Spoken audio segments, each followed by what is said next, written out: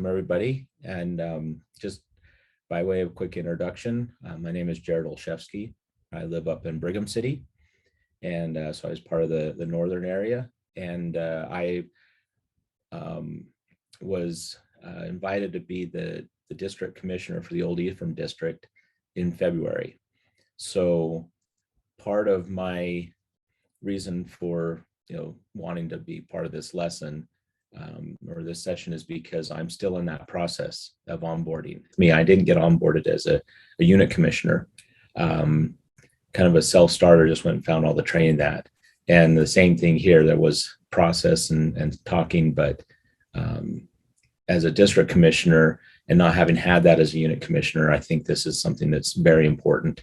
And so hopefully that's kind of the feeling here is to understand a little bit more, regardless of your role, whether it's something that you're doing for yourself, whether you're in a role where you're supposed to be providing that for others. Let me go ahead and share my screen. So let's jump into it. And this needs to be interactive. So if you have questions, go ahead and unmute yourself, or you can raise your hand. If it gets too noisy, we have some help in here to kind of mute if we hear some unnecessary background noise. But we're 2 years into this Zoom culture, so hopefully we've kind of got the hang of it. All right. So let's talk about our course objectives, what we hope to get out of this lesson. We want to explain why we onboard commissioners. We want to discuss what the process is, what's included, and then who is responsible for that. So let's dive in.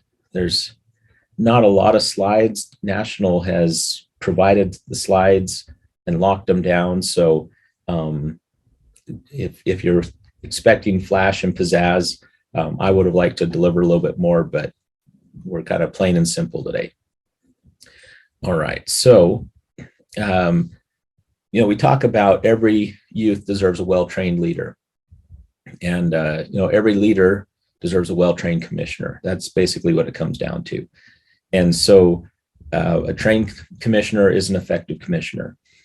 And it's essential that we're equipped to be successful. And, that's the responsibility of the council and district commissioners, is to equip commissioners with the right tools to be confident and to be able to succeed.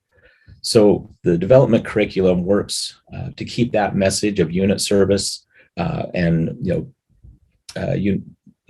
consistent, whether it's across districts and councils, because people aren't stationary, and someone who starts their commissioner service in one area might move and end up somewhere else. And so it's important that it's consistent, as well as a trained commissioner is likely to be a retained commissioner. If we make someone confident and capable in their roles, then they're likely to stick around. And any of us have been around for a while, understand that churning through leaders really hurts our youth.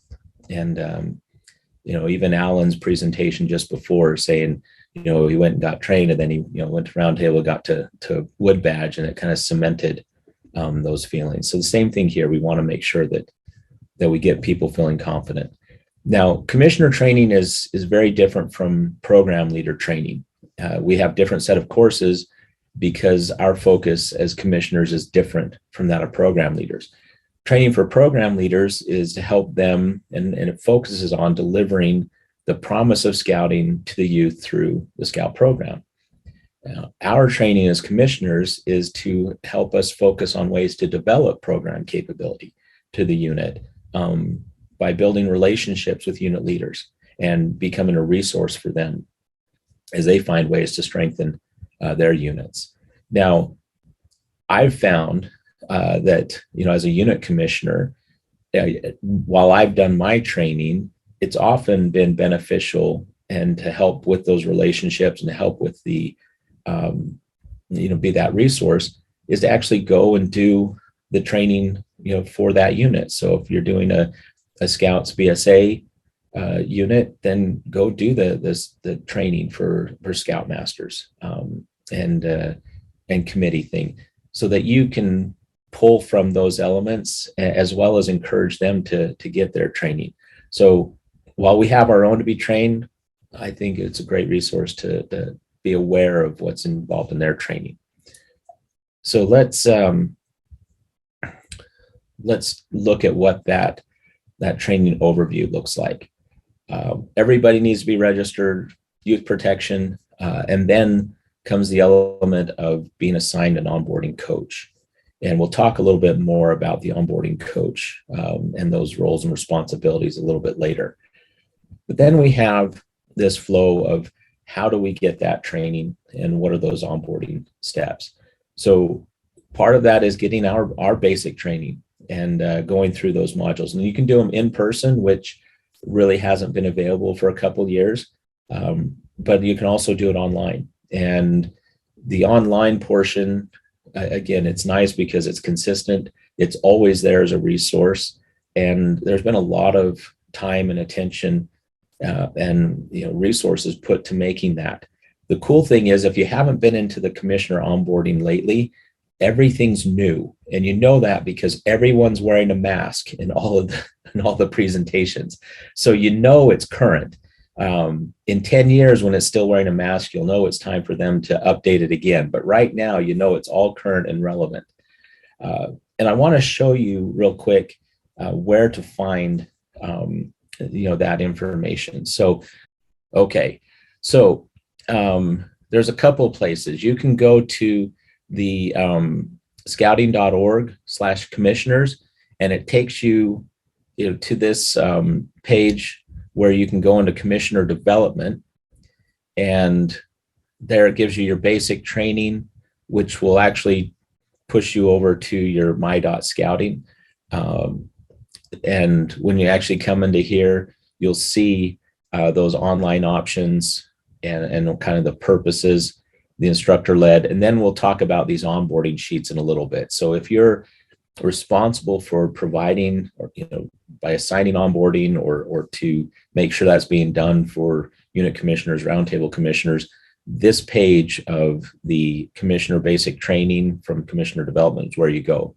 But when you get into your own dashboard, this learning center, if you go into menu and you click on my training, and then you come down here, training courses by program, and we're going to go position specific training and then take commissioners.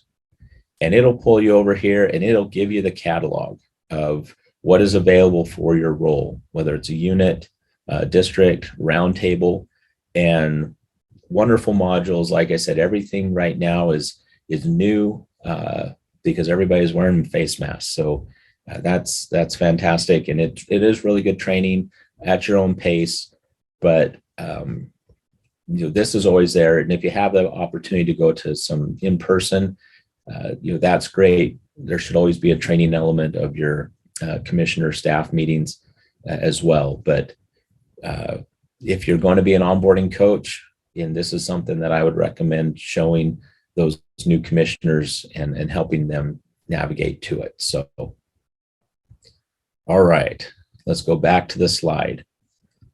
Now, one thing to remember about providing training and support is that individuals and generations learn differently. And the next session, there's a really good lesson. If you haven't decided which lesson going to, the understanding and communicating with today's leaders is really good. It starts talking about these generations. But again, individuals learn differently. So sometimes there's auditory, visual, kinesthetic, meaning learning by doing, but often it's a combination. So, and as well as remembering that our backgrounds affect our learning experiences.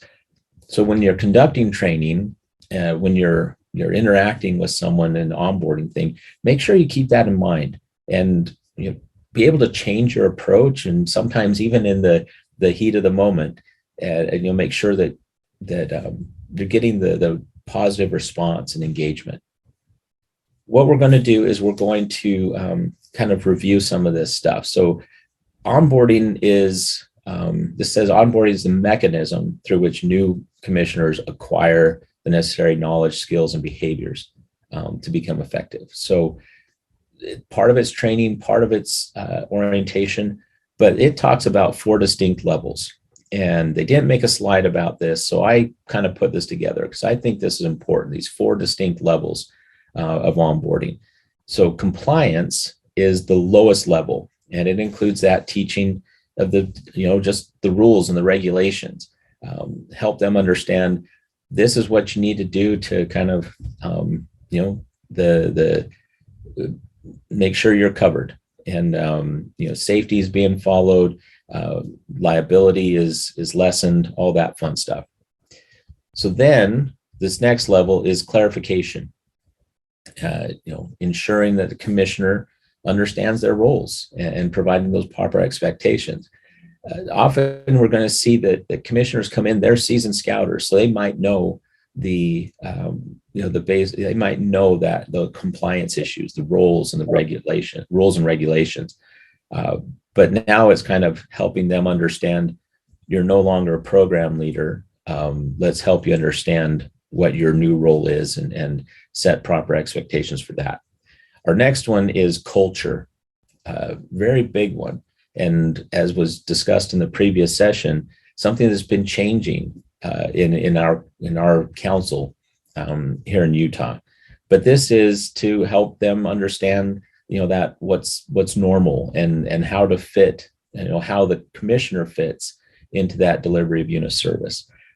Sometimes when you've been the scoutmaster, you've been the cub master or whatever for a long time, it might be really easy to kind of jump in and want to be hands-on again, where you need to understand my way of how, our role in helping delivery service or delivering unit service is to kind of be in the wings and working with the youth or the adults and not necessarily with the youth. And then this 4th one is the connection. And this is our highest one. This is where we really understand that interpersonal relationship and using the networks, both, at all those levels, and connecting people with the right resource, both for our commissioner team as well as how we can provide that to the units. So luckily, we have tools to help us with this. This is an example of an onboarding record, and we're going to go through this right now. But the thing about this is that you have a roadmap to do it. And when someone agrees to be a commissioner, they need to be given a coach, and they need to be given this record and say, okay, you're not alone. We're going to set you up for success. And we've kind of given you a path to that quickly, so you feel comfortable. And this tool is something that guides you through that. And ultimately, district commissioners are responsible for providing that coach to a new commissioner. And that coach will usually be an assistant district commissioner whether it's a unit or a roundtable commissioner. And then sometimes the district commissioner might be that coach themselves. But the goal is that the new commissioner gets excited but at the same time affirming that they've made the right choice to accept that position. And if you've been assigned to be the onboarding coach, then you need, or let me put that a different way. If the district commissioner is not the onboarding coach, then they need to be receiving frequent reports about how that process is going. All right. And again, we'll talk about the coach a little bit later. So we're going to actually review these records. So let me throw them in the chat. If you go to that, website, we'll get to the right one. If you come to this Commissioner Basic Training website, they're all available for you to download here as well. But let's go ahead and take a few minutes to review these. Do I have a volunteer to maybe kind of read through this really quick? Sometimes I get sick of the sound of my own voice. Sure, Jared. All right. This is the unit commissioner one. Okay, registration. Register as a unit commissioner and give a date. Training information. Complete online unit commissioner basic training or attend instructor-led basic training. Okay, review the information and resources available on scouting.org and scouting.org/commissioners, including the current issue of the commissioner newsletter and the awards and recognition and journey to excellence sections. 4, discuss with your coach the information on the commissioner manuals and resource page and the information in the unit performance guide. 5, review dates, places for commissioner staff, roundtables, and council district events. All right. So that first section is training. And again, it's showing the resources, and then make sure that, I love this last one, is make sure they know where the additional things are. This is a lot of times that in-person, peer, networking, what are things that I'm going to be able to share with those units to help enable them. So that fifth one I think is really important. And just because it comes fifth after training, don't wait until they finish their training to let them know where that other stuff is. All right, thanks. Keep going. Performance. 6, log into myscouting.org tools and review unit rosters and adult training records in Training Manager. 7, attend one monthly district commissioner staff meeting. 8, complete one contact for each of your assigned units and record them in commissioner tools. Okay, 9, review any issues concerning your assigned units with your ADC or DC. 10, exchange contact information with each of the key 3 leaders of your assigned units and with your ADC and district commissioner. Discuss with your coach how to develop a detailed unit health assessment and unit service plan. Continuing education and recognition. Develop a plan to earn the Arrowhead honor. So, yeah. So really, if you, as a unit commissioner, if you had done all these things in the first month to 2 months, kind of reviewed this and said, hey, we know a plan, and then in the first month to 2 months, got to be able to check all of this off, I think you'd feel a lot more comfortable in providing that unit service, especially if you learned how to do that health assessment. Maybe as a coach, you go with them the first time to do that health assessment. Real quick though, once you've done all this, if you come over here to the commissioner tools, look at all those resources. Journey to Excellent, which the new ones are out available now. You got your newsletters under here with that, but there's another thing here that if you're a district commissioner, you're ADC or whatever, here under awards and recognition, there's a couple of things to keep in mind as it loads. One is it says that you need to develop a plan for that Arrowhead honor. You don't have to wait to get it to be completed onboarding, but you need to have a plan for it. So where do you find that? So the recognition, the first thing that we're going to do down here, we can get the Arrowhead honor. That's going to give us the requirements for each position to receive that. But then the other thing that we want to look at is this commission. This is the first thing that we're going to do. So we have the requirements for commissioning, and basically you've got the your appointment approval. So that's already done if you're in that role.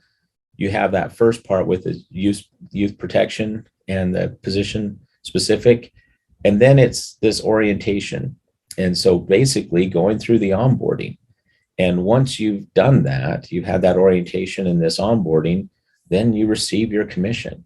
So that's why it's so important to get through this and to have that coach, is because even though you've been in the role, you're not necessarily official until you've had that opportunity to do it. So for district commissioners, council commissioners, bringing on district commissioners, it's really vital that we do this. Again, that sense of I'm confident in this role, but also that empowerment, saying, here's your commission, showing that you're ready to do this, and you have the tools to do that. So this is the unit commissioner one. If we then look at roundtable commissioner, there's a lot of this is the same thing. Register, then go do your, all right, there should still be youth protection in here. But there's the online training, review the resources for roundtable commissioners. So everything's similar there. Obtain your contact information. Now this one's a little different. So who's my roundtable commissioner? That was Todd, wasn't it? All right. Well, we already picked on you. Is there someone else that wants to? We'll talk about which one. Lori and Bill are roundtable commissioners as well. What's that? Lori and Bill are roundtable commissioners as well. All right. One of you want to jump in here? Oh. All right. Well, I don't know that I've ever met a roundtable person that wasn't extremely excited to volunteer. I was going to say, don't be bashful. Come on, Bill. All right, where are we at? We're going to talk about these starting at 6. All right. Review the most recent roundtable entries and commissioner tools and become familiar with the Delivering Roundtable booklet. Number 7, review commissioner tools to determine which units are attending roundtable and invite a unit that is not. Number 8, review your coach. Review with your coach how to make roundtable entry and log in a simple assessment in roundtable tools. Number 9, discuss with your coach how to work with roundtable team to conduct virtual and in-person roundtables. Number 10, discuss with your coach ways to conduct virtual and in-person roundtables. And number 11, discuss with and review with your coach the current roundtable plans for the year. Okay, so quite a bit different there. And so just a discussion for our roundtable commissioners, as well as people who've been roundtable commissioners. And are you familiar with those tools? Did you realize it was inviting units to roundtable, not just having something for them when they got there? This kind of expands the scope from when I used to serve on roundtable that I was unaware of. So, do you know how to get those tools? Is this something that you realize recruiting and those other things, or is this new information and helping you kind of maybe get a bigger vision? Well,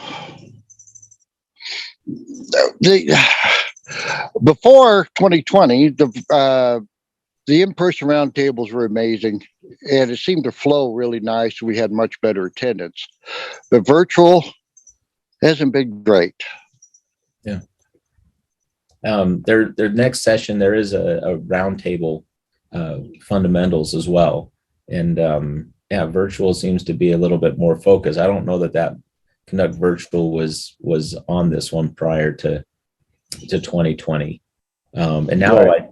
A lot of us our districts are pretty well spread out. So I think at least for our district, we're going to maintain a hybrid moving forward, because our district covers from southern Idaho to about Ogden, and then Nevada to Wyoming borders. So it's in person is going to be quite tough all the time. So, but I think, like I said, for me, this really opened up more of what that role of a roundtable commissioner, and as a district commissioner, it really helps me understand and be able to support my ADC over roundtable, as well as those roundtable commissioners. So let's talk about the performance. All right, number 12, attend your first district commissioner staff meeting and discuss unit health and unit commissioners. Number 13, facilitate a virtual or in-person breakout session with your roundtable. Number 14, develop a plan to earn an Arrowhead honor. Okay, so again, this one, there's some crossover, but I want to talk to the group here about this number 12. In your commissioner staff meeting, your district commissioner staff meeting, how well do you think Roundtable is involved in that as well? You know, as far as when you're talking about unit health, is there a plan or an opportunity to say, how can we address this in roundtables? Jared? Yeah. That linking of the, unit commissioner service with the roundtable unit service, at least our district has lacked a little bit, mostly because we don't have as many unit commissioners show up to the district commissioner meetings. But that's something that definitely can be improved, to understand and coordinate, have a plan together. It's not two separate entities, it's one entity hopefully working together. So I will tell you that this is something that I can improve on in my district. And again, going through and understanding these onboarding roles, I think helps us understand how can we more effectively have a commissioner staff in the district or in a council working for those needs to deliver at the unit. And so and getting attendance is one challenge, but even if that stuff is floated up and can come into that meeting to say, here are some of the consistent unit challenges we're finding, and then turn it over at roundtable. How do you think we can help address those? Where you have another opportunity to, and in mass, maybe even with the secondary unit leaders and committee unit leaders in addressing that. So some wonderful information here for all of us to understand, is even in unit leaders to say, or unit commissioners to come back and say, hey, would this be a good topic or roundtable? Richard. Yeah, I'd like to just make a comment about this. This is really kind of an interesting idea that we don't think about a whole lot.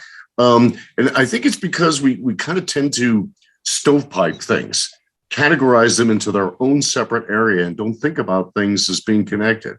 I mean, think about it in terms of a scout troop.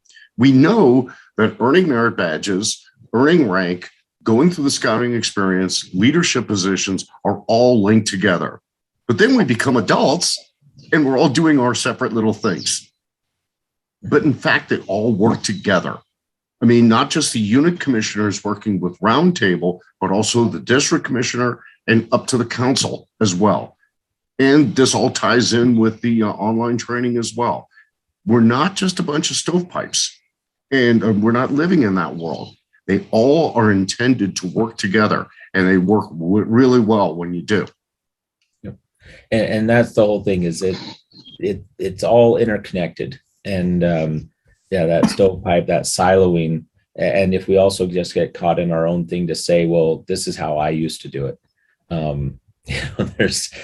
I remember when I became a Cub Master, and I'd been a Scout Master for a bit, but when I became a Cub Master and I went to my basic training, I asked the question, I said, do you still hang the kid upside down and pin his Bobcat badge on?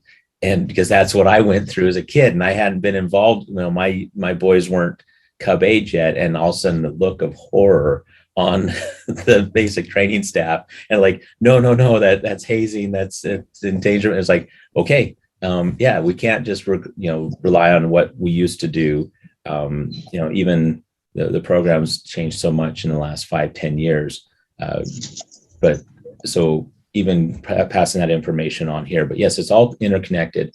And I think, again, for myself, I haven't allowed that unit issue and that collaboration with the roundtable or encouraged it as much. And so again, this is why the onboard is important, because I think also if the roundtable commissioners came to that staff meeting and they said, hey, what are the unit issues that we can help address? We need more ideas, and we want them to be directly impactful. So again, it's empowerment on both sides to make sure we're working together as a staff. So let's move on to the district commissioner and assistant district commissioner. And so here we see the registration. Here we see the training elements, which are the same, the introduction to the resources, dates and times of locations. Here it is, creating a my.scouting.org account. And this is crossover. And then obtain information from the district chair, or for the district chair and district executive being part of that key three. And then meet with them. So then the difference in performance is, identify the units that don't have an assigned commissioner and become familiar with the commission, their assignments. Meet with the ADCs to get a health of the units, the status of unit commissioners, length of service and training status. This is where we'll talk about the onboarding coach, but getting this information up to say who's where in this process, and don't just assume that someone who's been in there for some time that you're inheriting as a district commissioner is actually gone through this process. Maybe they're in the same boat, that they didn't have this onboarding and they're doing a good job, but maybe there's some elements that they're unaware of, resources available to them that would make it even easier. And then this says review the service plans. Here it is, review unit health, contact frequency, completion of unit health assessments, and development of unit service plans. Chair or attend at least one district commissioner staff meeting. So for performance, if you're a district commissioner or an ADC, there's quite a bit more involved there than just showing up to staff meetings, showing up to roundtable. So it says that this is for ADCs. Okay, ADCs skipped to 14. Sorry there. Council commissioner cabinet meetings. Meet with the council commissioner to discuss, unit commissioner, the number of unit commissioners needed to do all the operations in your district, and then the plans for your training team. And then again, it's the Arrowhead honor. Develop a plan to earn that. So that's consistent there. Now, the nice thing with the district commissioner one is it tells you what a coach is supposed to do, and we'll get to that. So because part of your job as a district commissioner is to assign the onboarding coach. And then the last one for council commissioners, a lot, it's similar, but now it's what is your now it just takes that next level. Who is your national service territory? Who is your that commissioner to help you with your role? What is the org chart for your council? Basic training, continuing ed opportunities. Develop an org chart for the cabinet, assistant commissioners. What is that org chart? What are the strengths and needs of unit service? Again, it's all tied down to that unit service. So every level is supporting the next one with the end goal of providing a better program at the unit level. How many active commissioners do you have? How many do you need? And how are you going to engage with district commissioners to do a recruiting plan? What information is available? And then review the reports that are under your scope. And then here's the onboarding coach role for that. So let's see. So with that, how many of you are familiar with those roles or with those forms? And if so, has there been any changes since you might have first seen it for your role?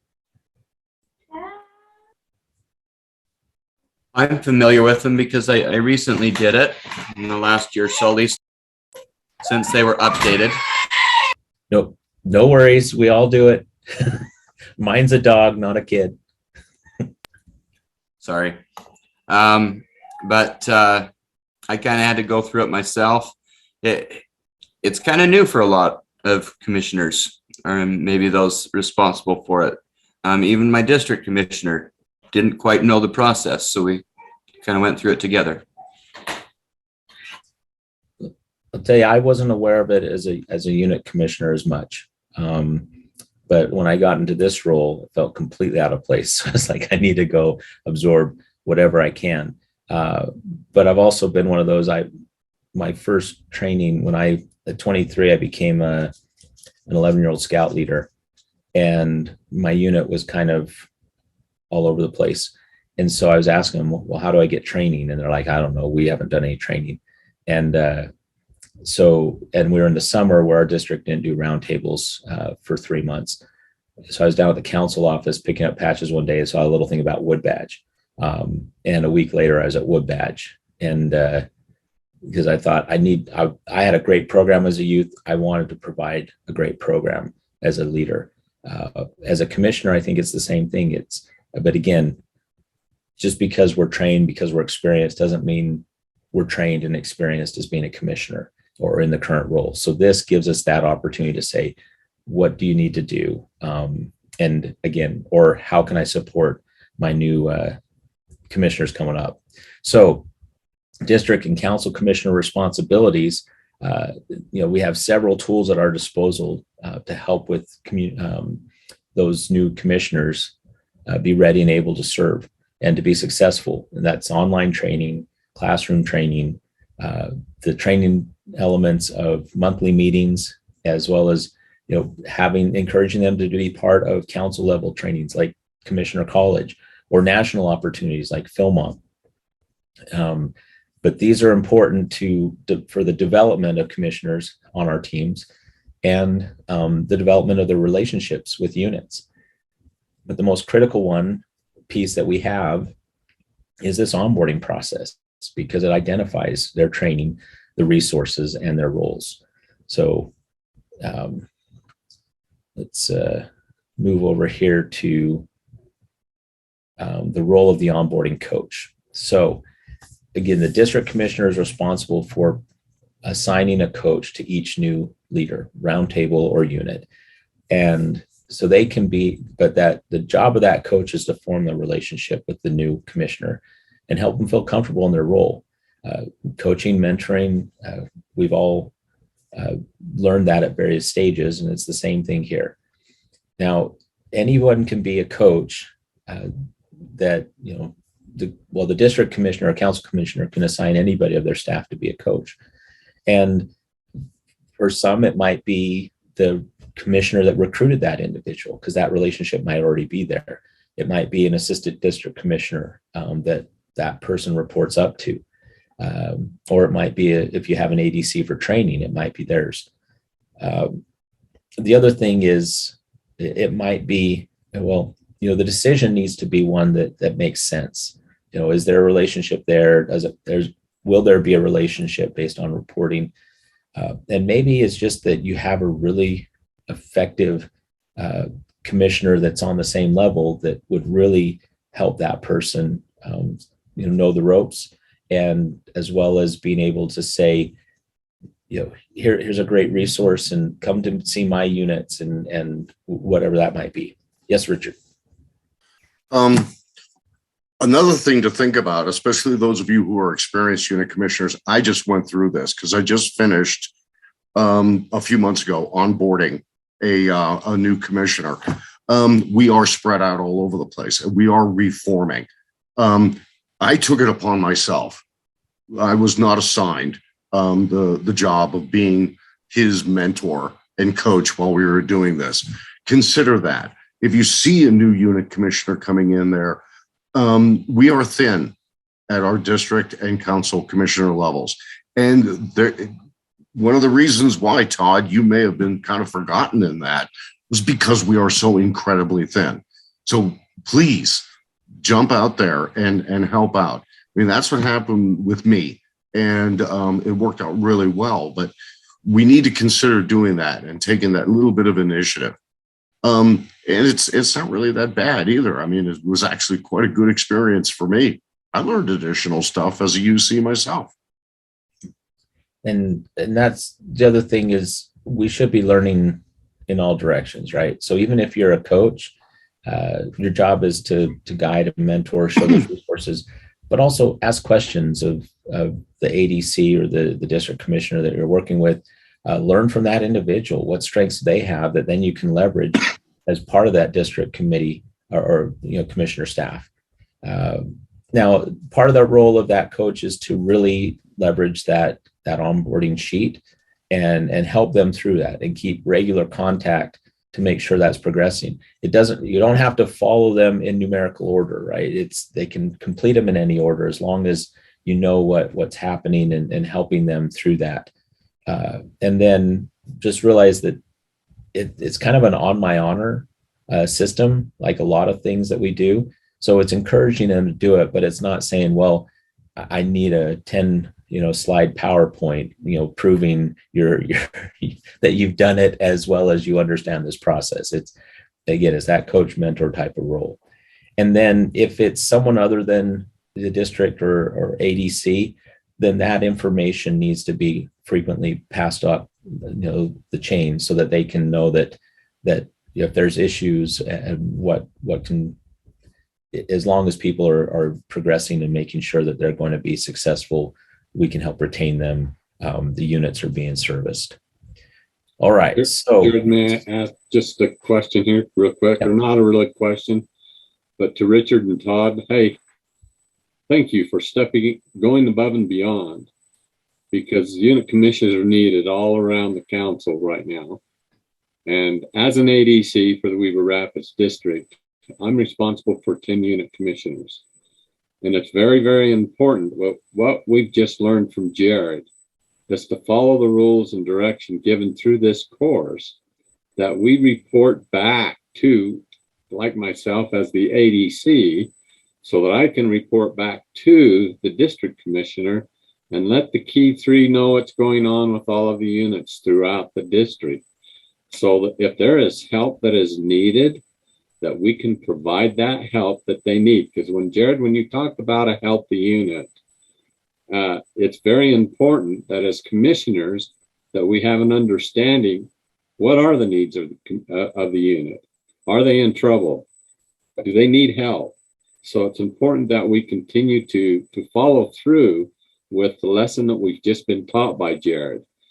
An awesome lesson, Jared. Very, very, very, very good. Very informative. Thank you. I appreciate that.